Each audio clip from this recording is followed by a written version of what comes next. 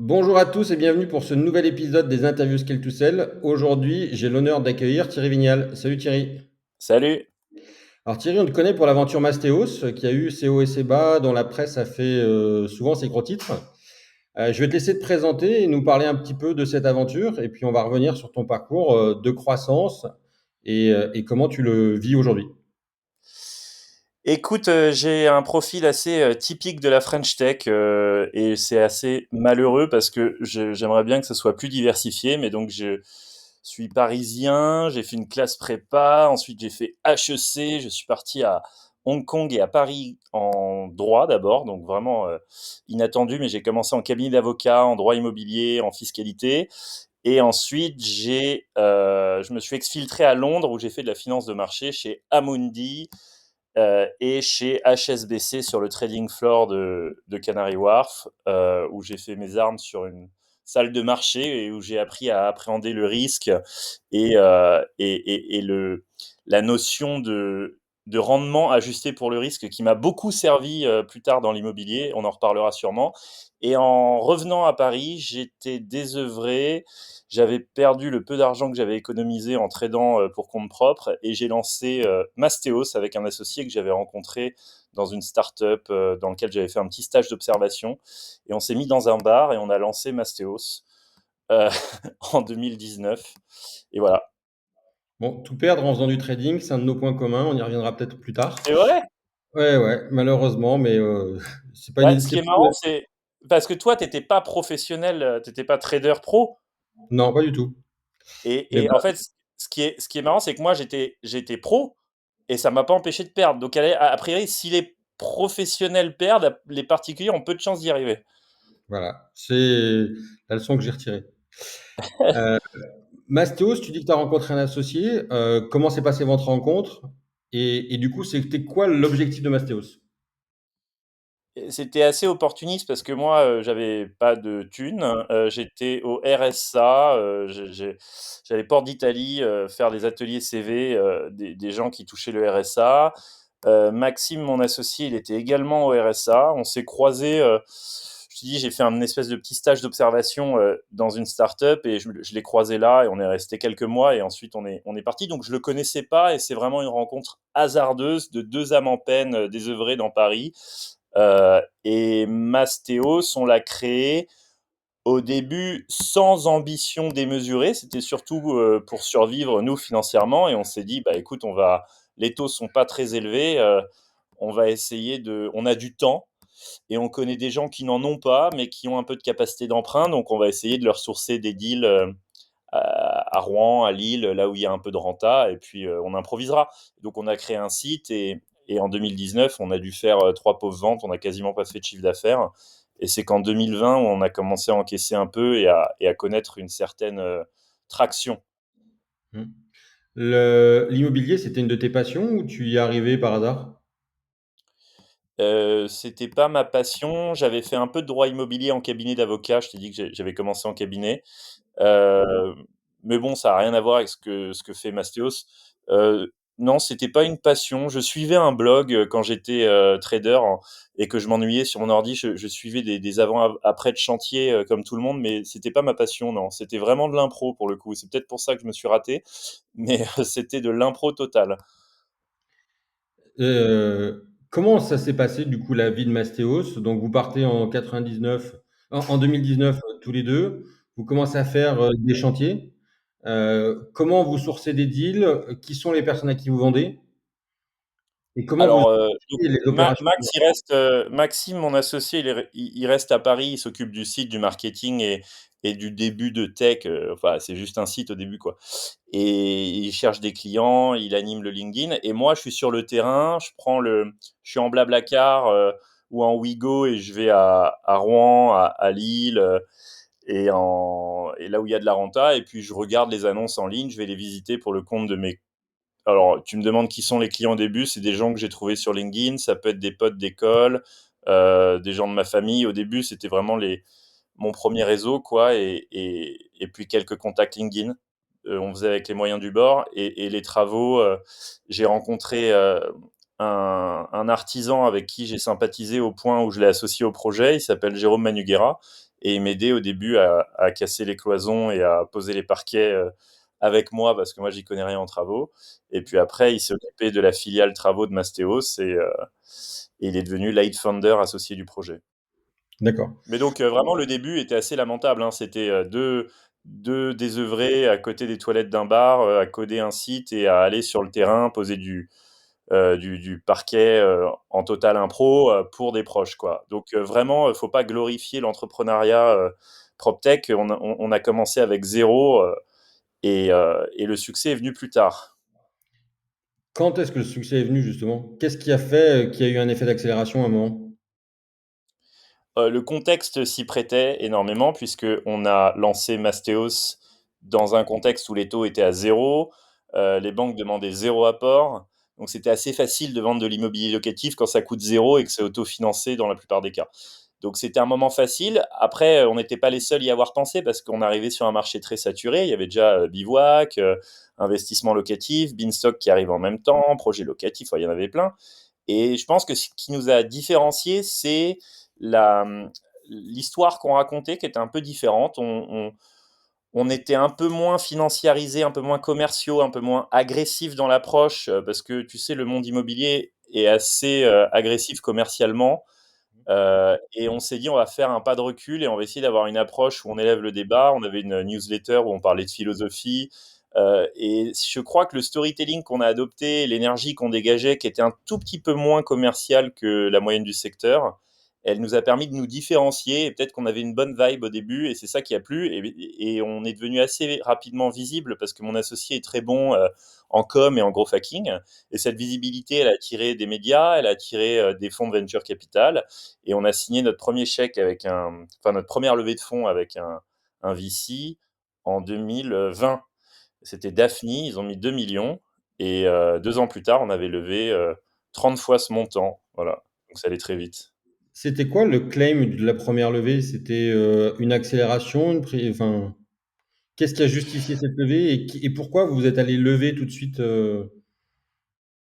Alors on n'est pas, honnêtement, on n'est pas allé lever. Au début, on allait gratter des tickets de 10-15 000 à droite à gauche. Moi, j'ai fait un espèce de hacking bancaire dont tu es au courant, où j'ai réussi à récupérer un prêt de 50 000 euros.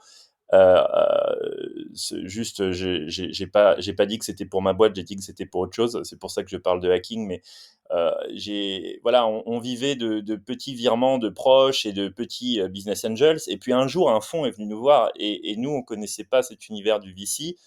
Euh, et quand on nous a proposé 2 millions d'euros, on n'a pas trop hésité. Mais c'est vrai que avec le recul, on se rend compte que c'est pas de l'argent gratuit. C'est-à-dire que quand quelqu'un vient avec un chèque à 7 chiffres, en échange, on est dépossédé d'une partie de notre boîte forcément puisqu'on lâche des actions, mais aussi d'une partie de notre vision parce que on n'est plus les seuls maîtres à bord et on cède une partie du contrôle et du pouvoir décisionnel à la personne qui a mis de l'argent.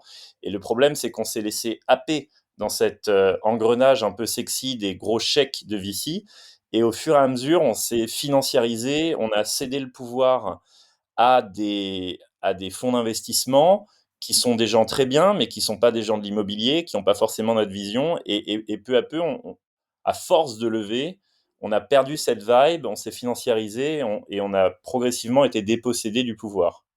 quand est-ce Et que c'est tu en as ça pris con le truc que je regrette un peu, c'est que j'aurais peut-être été un peu plus, j'aurais peut-être été plus avisé de ne pas céder aux sirènes des levées de fonds.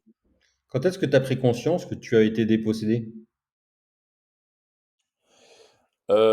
C'est pas, noir ou blanc, hein, c'est pas les méchants VC et les gentils entrepreneurs parce que honnêtement, ils sont super smart et ils sont tous de très bonne volonté. J'avais un board, c'est simplement on était des financiers, pas des professionnels de l'immobilier. Moi, j'étais pas un professionnel de l'immobilier et les gens qui sont rentrés au capital étaient des financiers qui avaient jamais fait un chantier, qui avaient jamais été sur le terrain, qui avaient jamais fait d'immobilier de leur vie.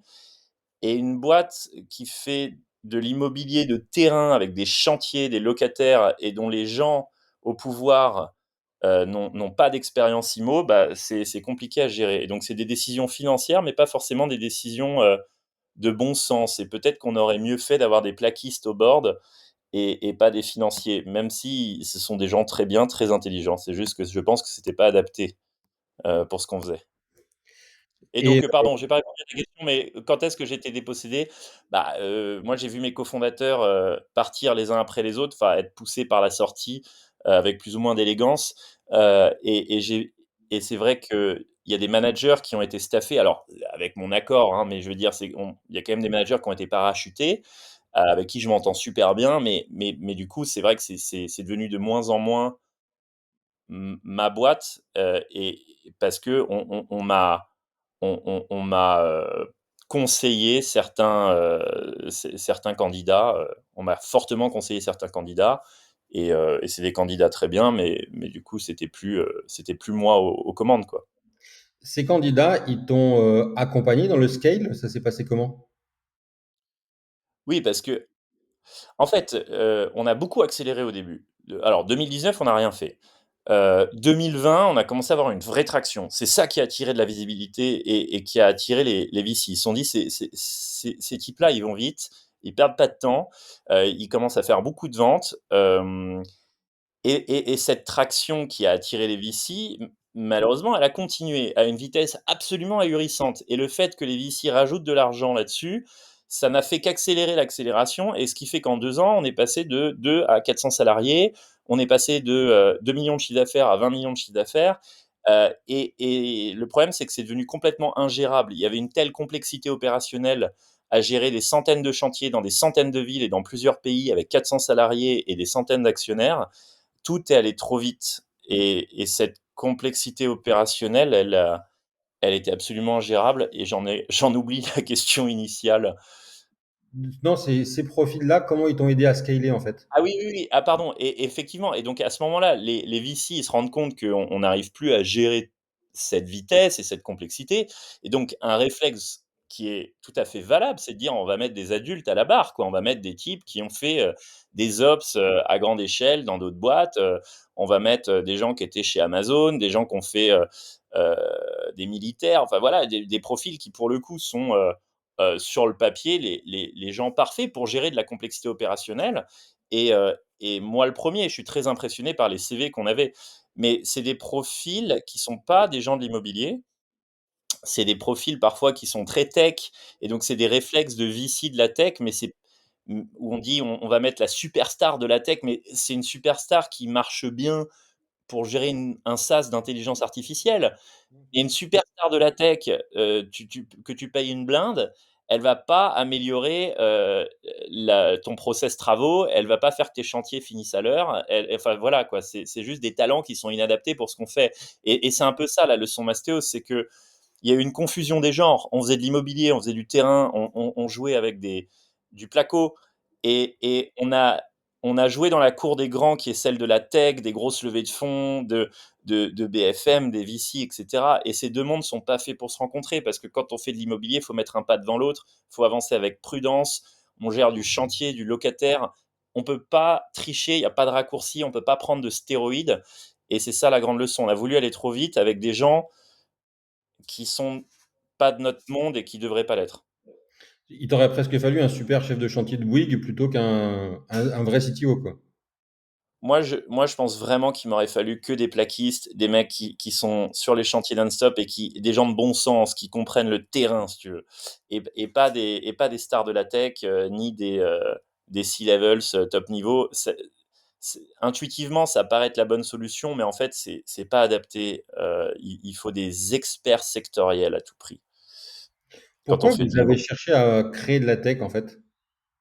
Est-ce que c'était pour C'est créer de la valeur ou c'était pour d'autres raisons? Bah, on se disait comme tout le monde, l'immobilier, c'est quand même super, poussiéreux, c'est super hermétique à la tech et peut-être pour de bonnes raisons.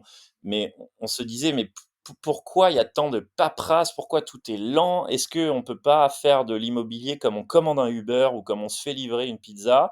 Et bah, la réponse est non. On a essayé, on a fait une superbe app, on y a mis 10 millions d'euros, hein, 10 millions d'euros, c'est quand même beaucoup. On a fait bosser des dizaines et des dizaines de devs. l'app, elle est géniale. Tu peux faire joujou, modéliser financièrement ton investissement. Tu as des visites 3D, tu as un système de matching pour que les investissements se retrouvent devant les bons investisseurs. Enfin, franchement, l'app, elle est géniale, elle est très complexe. Mais est-ce que quand tu achètes de l'immobilier, tu veux avoir une belle app ou est-ce que tu veux avoir un projet qui se passe bien, sans frottement, sans emmerde? En fait, l'app, on se rend compte que c'est un gadget. Et ce qui est important, c'est que personne ne perde d'argent, que le chantier soit fini à temps, que le locataire soit le bon et paye dans les temps. Et l'app, ça devrait être ce que tu fais en tout dernier. Et nous, on a été un peu attiré par les paillettes de la tech et on a voulu construire de la tech là où c'était pas prioritaire en tout cas. Donc ça fluidifie un peu, mais il y avait d'autres priorités. D'abord, il fallait gérer les chantiers et la tech nous a consommé trop de ressources trop tôt au détriment des clients qui étaient pris dans les chantiers. Et voilà, c'est une question de priorité, on l'a mal fait. Justement, pour vos clients, vous alliez jusqu'où? Vous partiez de l'identification du bien ou même l'identification de la ville? Ça se passait comment en fait? Nous, chez Mastéos, on s'occupe de tout. Donc, toi, tu vis à Marseille, tu veux investir à Metz. Alors Metz, c'est un mauvais exemple parce qu'on n'y était pas, mais disons que tu veux investir à Lille parce que c'est plus rentable. Nous, on a une équipe à Lille qui va te trouver le bien idéal, donc soit un studio, soit un immeuble de rapport, soit une coloc en fonction de tes budgets. Et on va la trouver, on va la négocier, on va faire un scan 3D, on va chiffrer les travaux, on va expertiser le dossier, on va faire une analyse du dossier pour voir s'il n'y a pas de loup, on va t'accompagner sur le notarial, sur le financement, sur le suivi de chantier, sur l'ameublement, on va gérer la mise en location, on va s'occuper de la gestion locative derrière, on va te mettre en relation avec le bon comptable, on va s'occuper de tout. C'est-à-dire qu'à partir du moment où tu nous donnes le go, tu peux tomber dans le coma et te réveiller à ton premier loyer, on aura tout géré entre-temps. Ça, c'est la promesse en tout cas. Est-ce qu'elle est tenue? Je ne sais pas. On a fait de notre mieux, mais la promesse, c'est que l'immobilier, c'est génial. C'est juste très énergivore. On va s'en occuper pour toi de A à Z. Et du coup, vous, en termes de business model, vous preniez des commissions, j'imagine, sur chacune de ces étapes? Oui, alors pour le coup, elles étaient pas surdimensionnées puisqu'on faisait que perdre de l'argent. On prenait 5%. Enfin, elles servaient pas à couvrir le coût de notre service. C'est pour ça. Mais je suis un peu défensif. C'est juste qu'on facturait 5% du prix du bien. D'accord. Et je crois que c'est toujours le cas. Donc, si ton projet il coûte 150 000 euros, nous on facture 5% de ça, donc 7 500. En général, c'est la banque qui finance ses frais, donc c'est étalé sur ton crédit et c'est relativement indolore. Et en échange de ça, eh ben, nous on s'occupe de tout pour toi et on évite que tu fasses des erreurs ou que tu consacres du temps. Malheureusement, la promesse du zéro frottement et zéro temps consacré, elle est rarement tenue parce que l'immobilier peut pas être 100% délégué. Il y a toujours un peu d'intervention de la part de l'acheteur final. Ces 7 500 euros, ils couvrent quoi? Ils couvrent toute la partie dossier, mais aussi la partie gestion des travaux. Ouais, il Après, faut j'imagine que quand l'appartement il est en gestion, j'imagine que dans ce cas-là, il doit y avoir des frais de gestion. oui, oui, pardon, oui, donc 5% du prix du bien, ça couvre tout jusqu'à la location et ensuite, si tu nous confies la gestion locative, c'était pareil à 5% des loyers chaque année. 5 et 5. Ça a peut-être changé depuis, mais moi j'ai quitté Mastéos en mars, mais il me semble que c'était ces prix-là la dernière fois que j'ai checké. Dans les grands recrutements qu'on t'a contraint de faire ou qu'on t'a forcé à faire, c'est lesquels qui ont On m'a été les fortement conseillé de faire. plus fortement conseillés de faire? Lesquels ont été les plus structurants dans la croissance? Ah, ce qui est sûr, c'est comme on était budget illimité, entre guillemets, puisqu'on a quand même levé 60 millions d'euros et qu'on les a dépensés, on pouvait se permettre d'attirer les meilleurs. Donc, qu'on soit clair, chez Mastéos, tu as les meilleurs talents de l'écosystème qui sont passés. Donc, c'est vraiment des génies. Enfin, on a vraiment des gens qui étaient exceptionnels. Ils n'étaient pas calibrés, ils n'étaient pas au bon endroit. Euh, mais en tant que tel, on a eu des talents incroyables. Je vais pas être nominatif, mais il y en a tellement. Enfin, j'en ai pas un. C'est un ensemble de.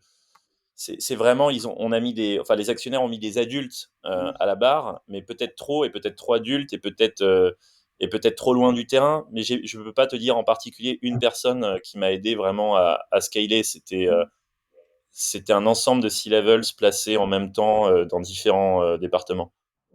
Tu as dit que vous aviez levé plus de 60 millions au total. Comment ça s'est passé? Comment tu t'es préparé à chacune de ces levées? Tu te prépares pas, c'est une boule de neige.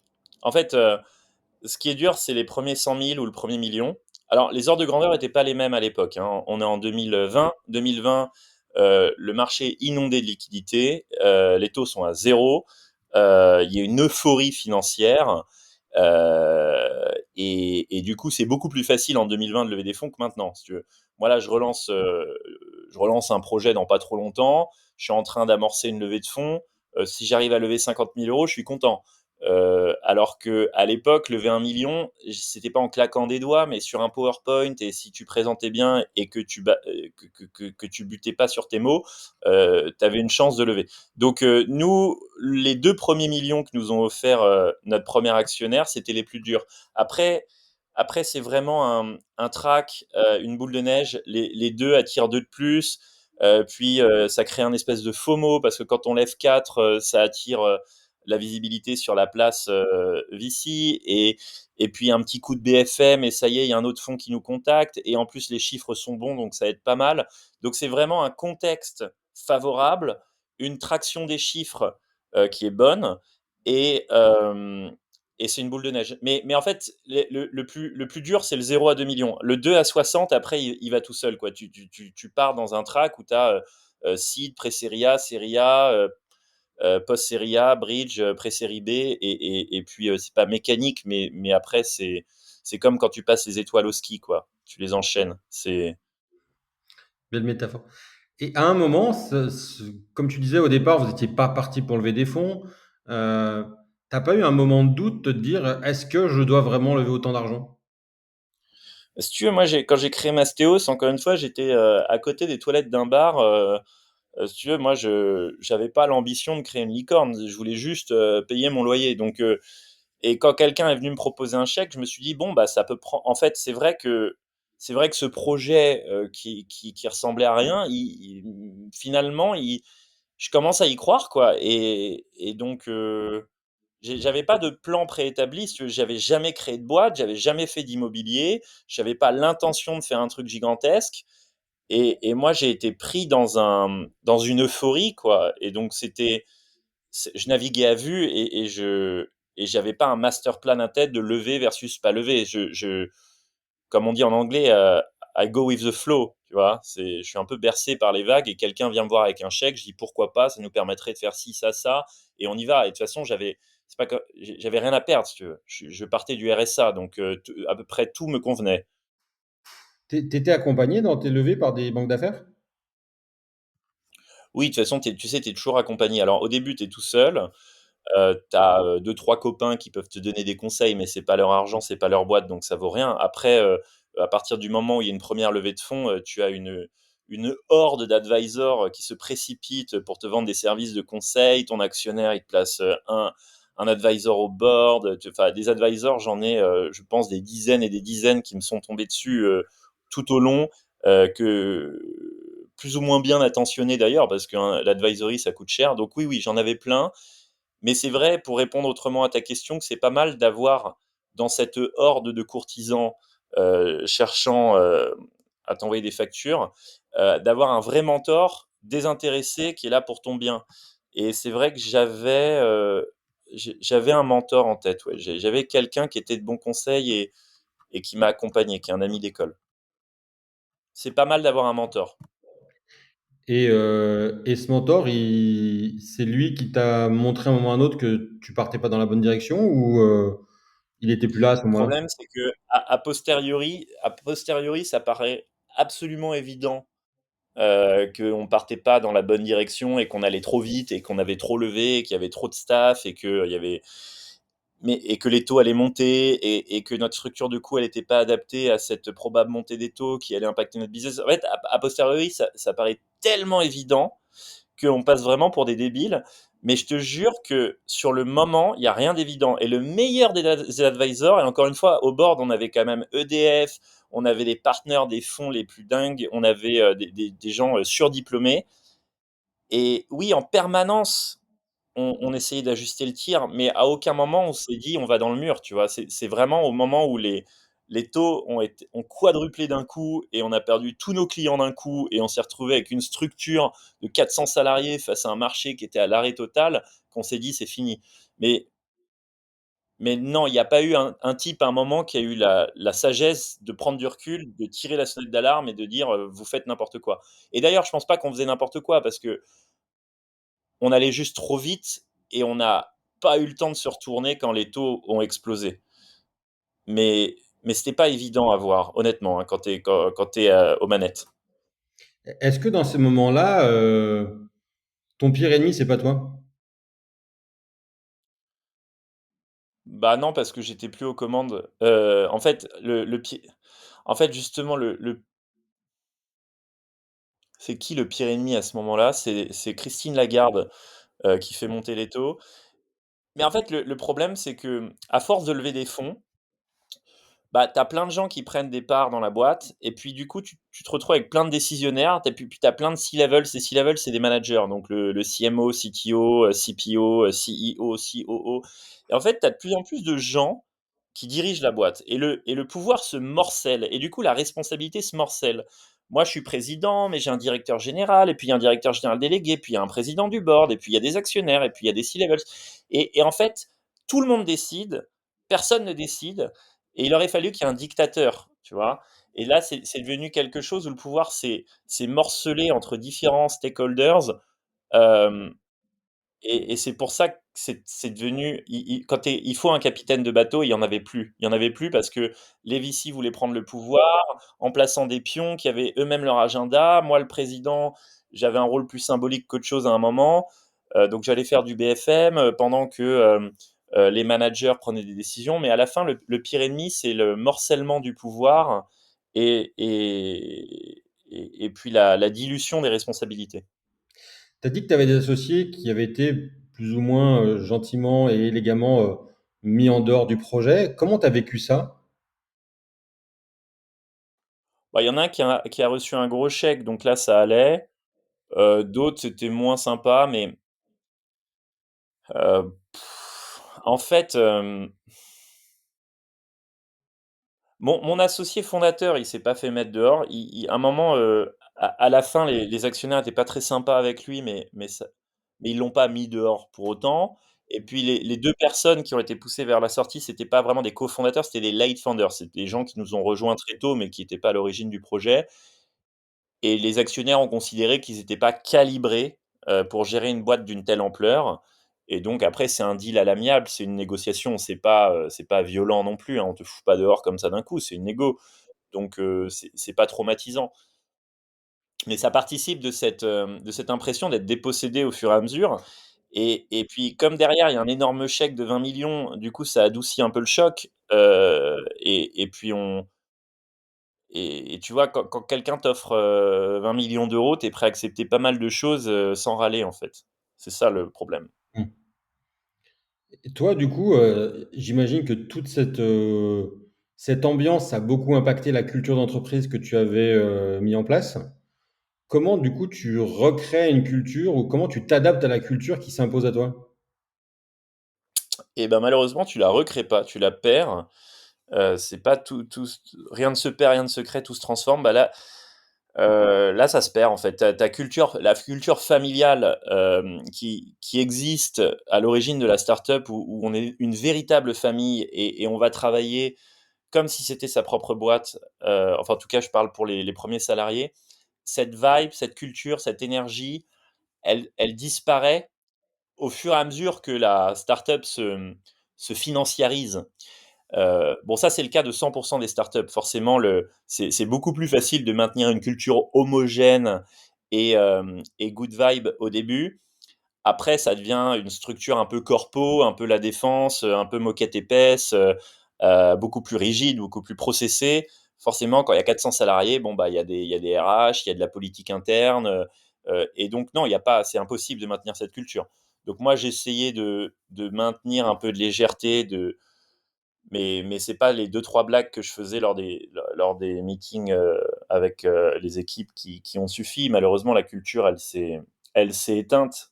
Elle s'est éteinte et j'ai pas la solution. Je pense qu'il faut rester moins de 50, sinon tu perds ta culture quoi qu'il arrive. Après peut-être que d'autres ont réussi, mais moi je sais pas faire. Au-dessus de 50, surtout qu'on était dans des dizaines de villes, dans 3 pays et on avait vraiment des équipes très éclatées. Donc on essayait de les réunir de temps en temps, mais c'était trop, un lien trop dissous pour être efficace, par rapport à quand on était 10 dans un bureau, quoi. Toi, avant, créer Mastéos, tu avais dirigé des équipes de quelle taille au maximum? 0. Parce que j'étais en cabinet d'avocat, donc c'est une activité, solitaire et ensuite j'étais, trader, en salle de marché, enfin sales trader et pareil, c'est solo, quoi. Donc non, non, j'ai jamais géré, qui que ce soit. J'ai jamais monté de boîte, jamais levé de fonds, jamais fait d'immobilier, jamais managé qui que ce soit. Donc c'était vraiment de l'impro totale. Mmh. Du coup, Et pardon et d'ailleurs pour, compléter cette réponse, en fait, tu apprends en fait, je suis pas passé de 0 à 400 salariés d'un coup, si tu veux.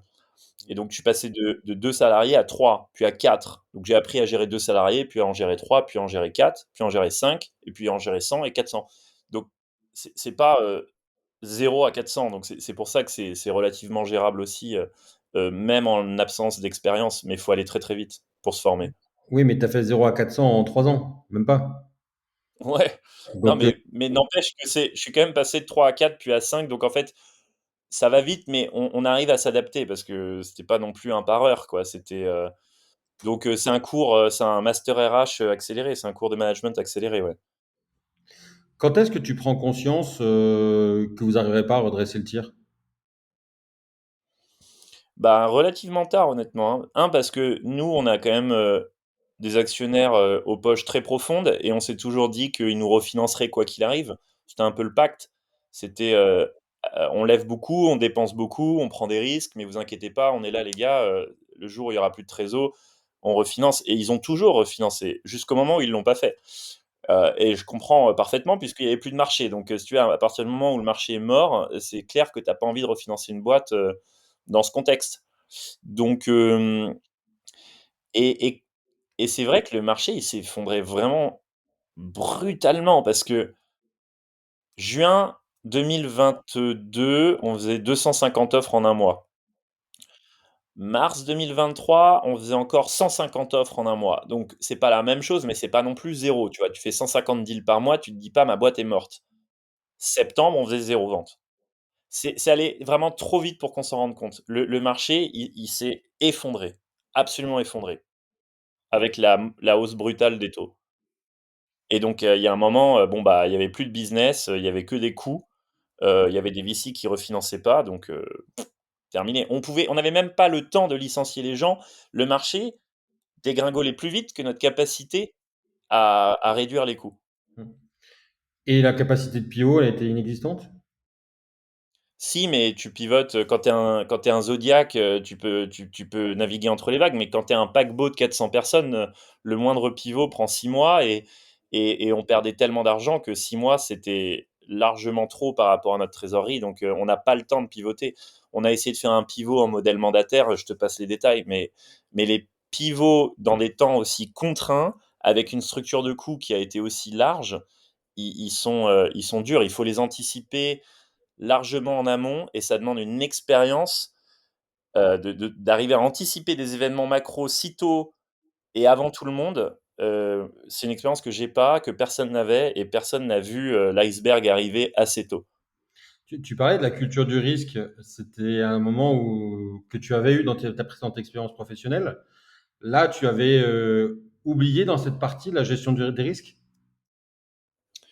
Non, je sais très bien à quoi je joue quand je fais ça, et c'est vrai, merci d'y revenir. Quand on tu es sur une salle de marché, à HSBC, à Canary Wharf, le seul truc que tu as en tête, c'est de mettre, face à face un risque et une renta.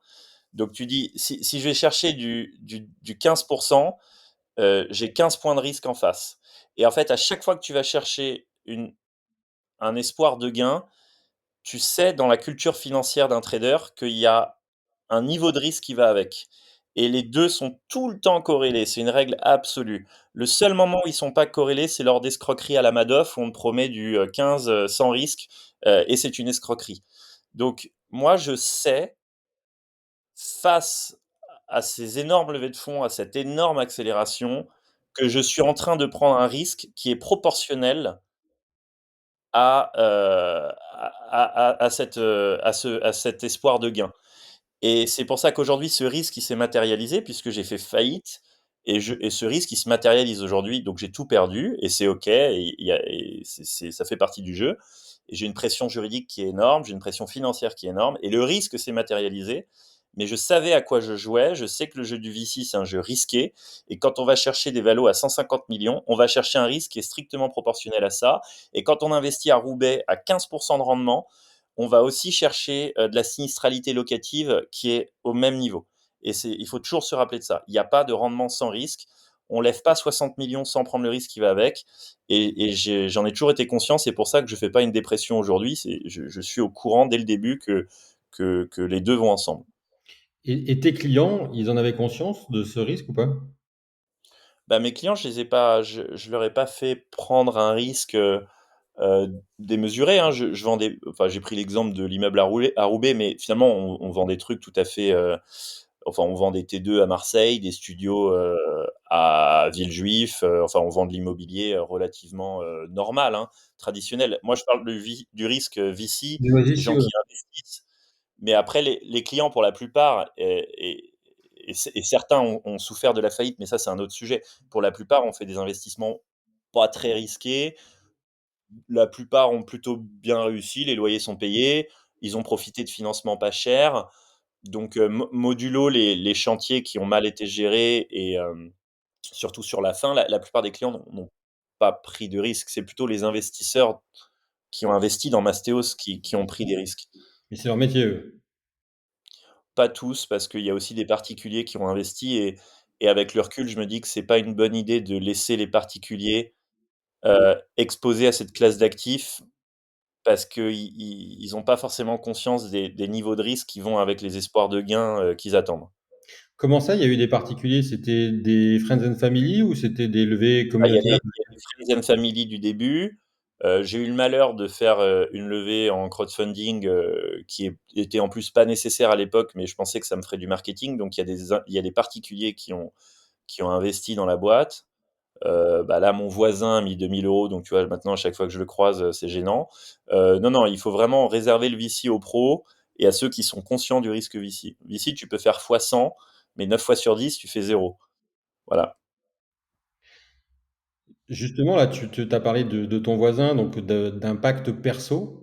On va venir après sur le process qui t'a amené justement au tribunal de commerce, mais les impacts perso, comment on les gère dans son quotidien après cette faillite?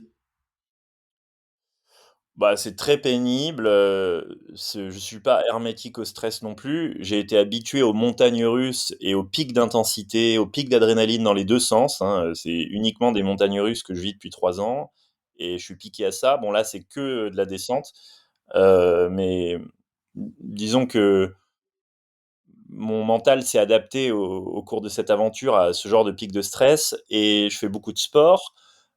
J'ai un cercle social et familial qui est plutôt stable. Hem Et je savais à quel jeu je jouais et j'assume à 100 mes responsabilités et le risque que j'ai pris. Ça n'en demeure pas moins un épisode, extrêmement dur mentalement, un des plus durs que j'ai connus de ma vie. Mais c'est aussi là où je source mon énergie, c'est dans je veux prouver à moi-même que j'arrive à résister à ça et que je suis capable de rebondir derrière. Donc c'est un test, personnel, c'est un défi d'une ampleur monumentale. Tu ne peux pas imaginer le niveau de pression juridique, financière et humaine qui pèse sur moi en ce moment. Mais voilà, ça fait partie du quand on joue à lever 60 millions, on joue aussi à en subir les conséquences et j'assume, ce moment. Donc beaucoup de sport, Mmh. surtout. Comment on protège sa famille dans ces moments-là? C'est bonne question parce que pour le coup, c'est vraiment le seul truc qui m'importe en ce moment et ce qui m'importe, quand je reçois une lettre d'avocat d'un sous-traitant, d'un client, d'un actionnaire, d'un salarié qui vient chercher de l'argent à juste titre en disant bon bah mon planté a été chantier. Qu'est-ce que je raconte? Mon chantier a été planté, j'ai perdu de l'argent en tant qu'actionnaire, je n'ai pas été payé de mes indemnités en tant que salarié, etc. Donc je vais aller attaquer le dirigeant en perso sur ses fonds propres en arguant de la faute de gestion. Pourquoi pas? Mais à ce moment-là, moi, ce que je me dis, c'est venez m'attaquer, il n'y a pas de problème, mais à chaque fois, je me demande s'il y a une solidarité vis-à-vis de ma conjointe, si ça peut impacter mes enfants, s'ils peuvent saisir ma résidence principale. Là, je suis dans la chambre de ma fille. Et donc, moi, ça me dérange pas d'être attaqué en perso, financièrement et légalement, mais j'ai toujours en tête à quel moment ça peut déborder. Et donc, j'essaye vraiment de rendre hermétique le plus possible. Au point où je me suis demandé s'il fallait pas me séparer de ma conjointe pour la préserver d'un risque de débordement. Voilà, il y a des cas très précis où c'est possible, rares, mais c'est ça que j'essaye de gérer. Et du coup, en fait, aussi bien le haut que le bas, comment ton entourage l'a vécu? Je suis dans une famille de médecins essentiellement, et c'est des gens qui sont très loin de cet univers, donc ils comprenaient déjà pas ce que je faisais. Ils m'ont peut-être vu deux trois fois sur BFM, mais pour eux, je suis un agent immobilier. Et ils comprennent tellement peu ce que j'ai fait que ça leur passe un peu au-dessus, même s'ils se rendent compte de ce qui m'arrive quand même. Ils sont plutôt sympas, mais je pense pas qu'ils prennent la mesure. C'est plutôt ah Thierry, il a fait sa petite affaire, ça marche moins bien là, j'ai cru comprendre. Mais voilà, c'est pas plus que un mot de ce genre, et on passe à autre chose quoi. C'est c'est hyper fort ce que tu dis d'avoir ce regard-là de la part de sa famille. Et toi, du coup, comment par rapport aux équipes de Mastéos, comment tu as vécu en fait cette fin? Bah, c'est compliqué parce que c'est un peu ma famille. Moi, j'ai pas beaucoup vu mes potes pendant Mastéos. Enfin, moi, ma famille, c'était mes salariés, quoi. Je vivais pour ma boîte, et ouais, c'est vraiment ça le mot, c'était ma famille, et j'étais très pote avec mes. Ça marche jamais évidemment, c'est comme quand tu es pote avec tes parents, mais moi j'étais super pote avec mes équipes. C'est pas très pro du tout d'ailleurs, et maintenant que ça s'est retourné, et qu'il y a des vrais drames humains côté RH, parce que la plupart ont pas touché leur indemnité de départ, certains ont pas été payés pendant des mois pendant la procédure, et donc forcément là, ça devient complexe parce qu'on a une bonne relation en perso, mais en pro, bah, leur avocat leur dit: «Attaquez Thierry». Du coup, ça se tend, et puis la plupart des décisions qui leur étaient défavorables, on a l'impression que c'est moi qui les ai prises. Mais si tu veux, c'est les actionnaires, les managers, les juges, l'administrateur judiciaire. Quand tu as un mail qui part qui dit à tout le monde: «Rendez les portables», c'est pas moi en fait le méchant, c'est un administrateur judiciaire chargé de liquider la boîte qui est censé récupérer les portables qui appartiennent à la boîte, et tout le monde m'écrit en disant: «Thierry, tu vraiment un enfoiré de nous demander les portables». Mais les gars, c'est pas moi, c'est moi, je suis un petit pion et je suis victime du truc autant que vous, et moi-même je dois rendre mon portable et je peux pas travailler autrement, j'ai pas l'argent de m'en racheter un. Donc ils me prennent pour le méchant alors qu'on a toujours été une famille, et c'est dur parce que je suis pas à l'origine de ces décisions défavorables, quoi. Comment toi on va revenir plus dans donc le marché s'effondre. À un Ouais. moment ou un autre, tu es contraint d'aller au tribunal de commerce. Ça se passe comment? Et comment Super tu mal, parce que déjà, moi je suis pas au courant des procédures collectives. C'est vraiment très technique, hein, comme univers, et nous les VC nous forment assez mal. Enfin, nos actionnaires et les gens qui sont au board sont pas très familiers avec cet univers, parce que les startups qui font faillite, c'est un phénomène assez récent, hein, puisque le phénomène des méga levées de fonds, ça date de 2020. Les premières startups à faire faillite, ça va être Luco, Carlili.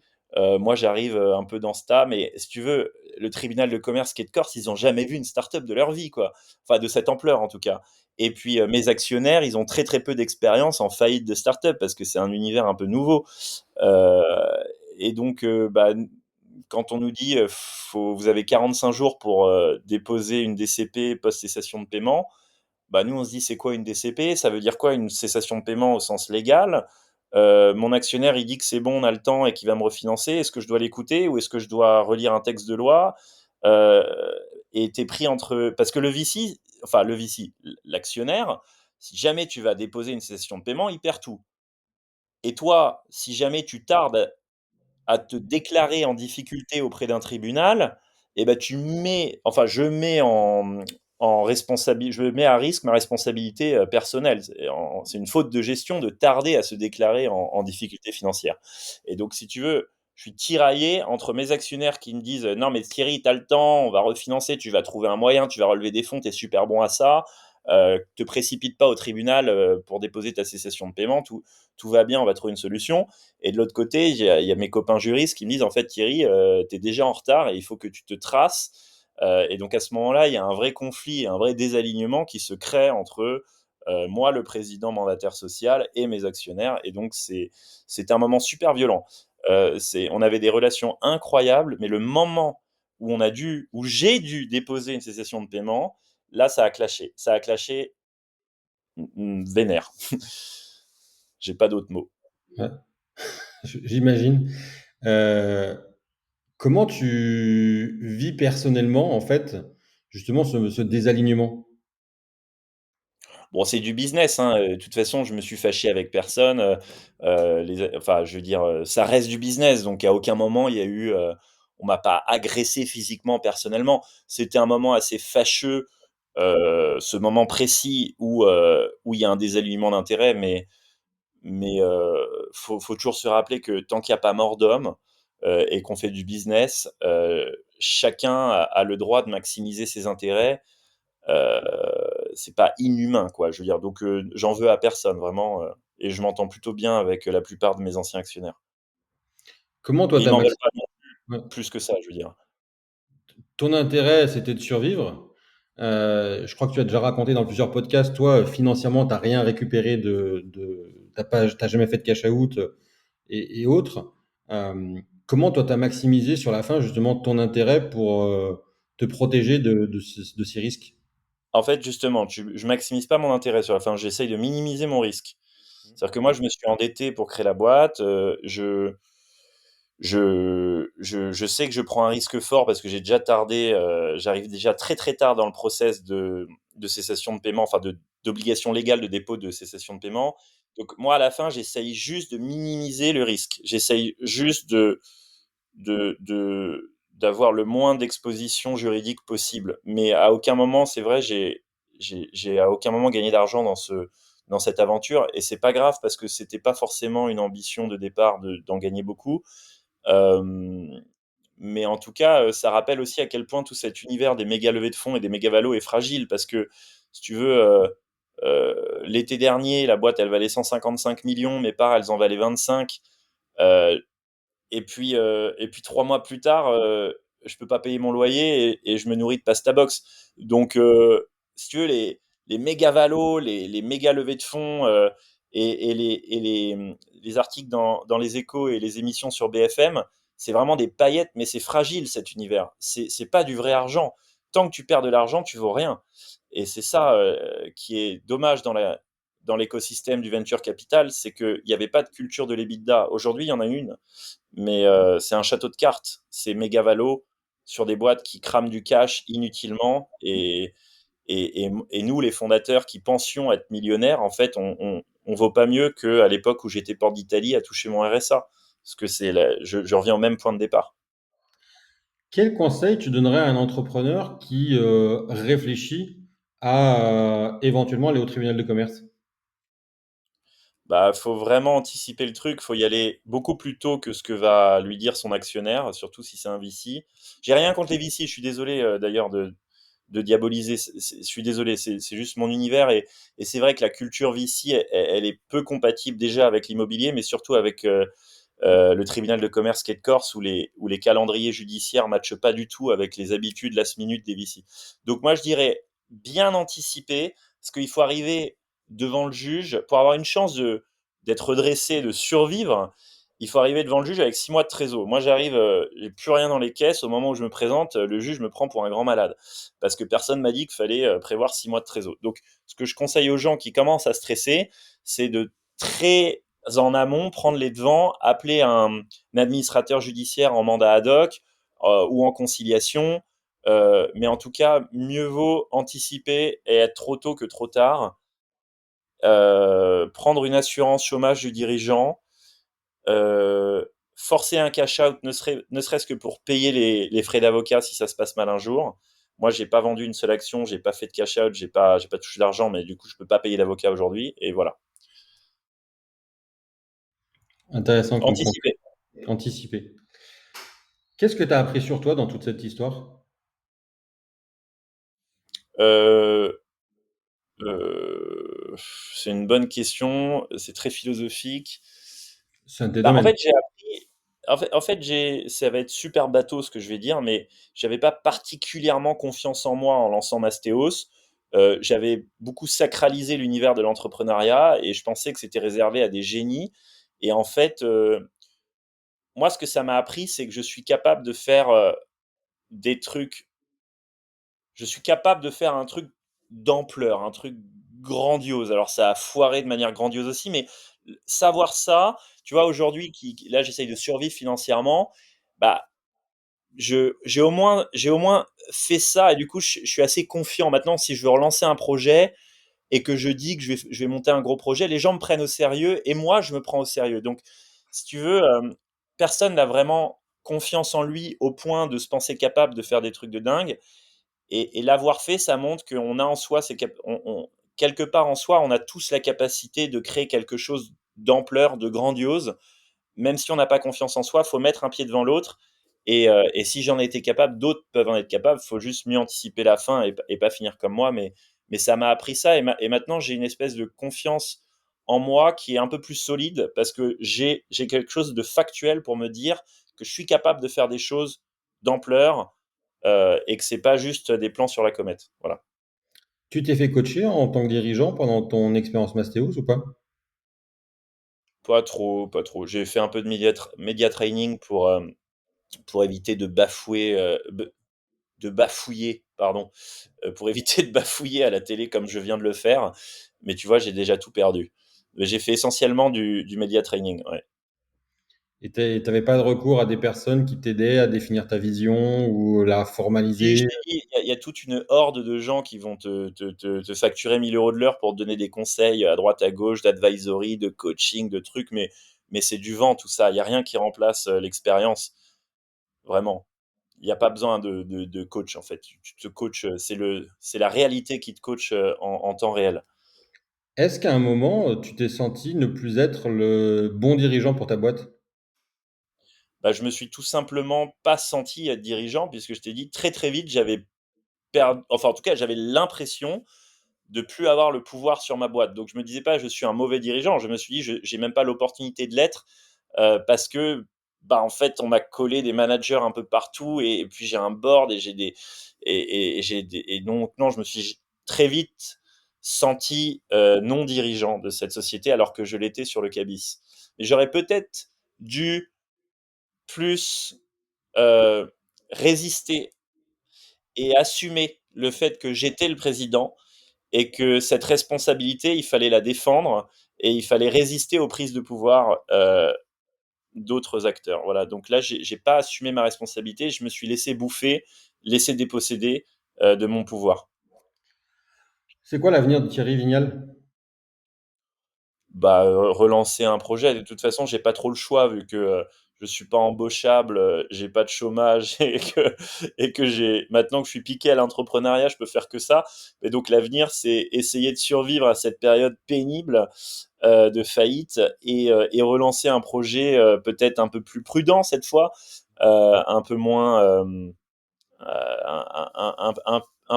peu moins vici et un peu plus profitable et un peu plus prudent. Ouais. Vraiment un projet qui me fasse pas passer de 2 à 400 salariés en 2 ans, mais qui se fasse vraiment sur le temps long et sans me précipiter. Comment on peut t'aider dans ce nouveau projet? Bah écoute, c'est adorable de demander. Un petit message de soutien. Vous n'imaginez pas à quel point ça me fait plaisir de temps en temps entre 3 menaces juridiques et 4 insultes, de recevoir quelqu'un inconnu sur LinkedIn qui me dit: «Thierry, tu as mon soutien, j'ai trouvé ça cool ce que tu as fait et courage». J'en reçois quelques-uns et ça fait mes semaines et mes journées, donc ça me suffit à survivre. Je peux comprendre. Et du coup, aujourd'hui, tu veux rester dans ce domaine? Tu veux changer? Tu as déjà une idée du projet ou pas encore? Ouais, j'ai une idée du projet, je veux rester dans l'immobilier, je m'intéresse au marché, à un marché un peu compliqué. Il y a 100 000 chambres de bonne à l'abandon dans Paris, c'est 1 million de mètres carrés habitables et je m'intéresse au marché de la chambre de bonne. J'aimerais bien trouver un moyen architectural et en lien avec la mairie de Paris pour voir comment on peut remettre ces logements en trouvant une façon de les rendre habitables. Donc, je bosse avec des archis qui sont spécialisés dans le micro-logement. Je travaille avec des gens qui font des cabines de yacht, des wagons-lits, des camping-cars. Et j'essaye de trouver un concept architectural pour réhabiliter le micro-logement parisien. C'est un peu mon focus du moment. Tu te donnes combien de temps? Bah, j'ai pas trop le choix pour aller vite. Après, l'immobilier, c'est pas non plus instantané, mais je me donne 6 mois pour faire émerger un concept valable. Ouais, c'est pas mal. Écoute Thierry, on arrive au bout de cette interview. Est-ce qu'il y a une question que tu aurais aimé que je te pose? Bah, j'avoue que tes questions sont très pertinentes. Qu'est-ce que tu aurais pu me poser? Bon, la question classique, c'est si tu avais un conseil à donner, lequel serait-il? Tu veux me la poser? Allez, bah, c'est parti. Euh, le secret de l'action, c'est de se lancer. Et il n'y a pas besoin d'avoir un profil exceptionnel ou une idée exceptionnelle. Nous, on avait une idée qui était vraiment naze, hein. C'était juste intermédiaire immobilier, on fait vos travaux. Enfin, c'était vraiment très, très basique. Euh, on n'avait pas d'expérience ni en IMO ni en entrepreneuriat. Euh, et le marché était saturé et on a quand même réussi à devenir leader en 2 ans. Donc, vraiment, le secret, c'est l'action. Il faut se lancer pour ceux qui hésitent euh, et bien anticiper les risques. Mais maintenant que vous avez mon exemple, toutes les vocations entrepreneuriales ne doivent pas être refroidies par l'exemple Mastéos, mais au contraire doivent s'en inspirer pour créer des business résistants. Et ayez confiance en vous. Le secret, c'est vraiment l'énergie et avec de l'énergie, on peut tout faire. J'ai une dernière question qui m'est venue en t'écoutant, c'est est-ce que tu regrettes d'avoir eu une aussi forte exposition médiatique? Non, parce que c'est rigolo et c'est à double tranchant forcément. Mais non, ça m'a permis de prendre un peu confiance en moi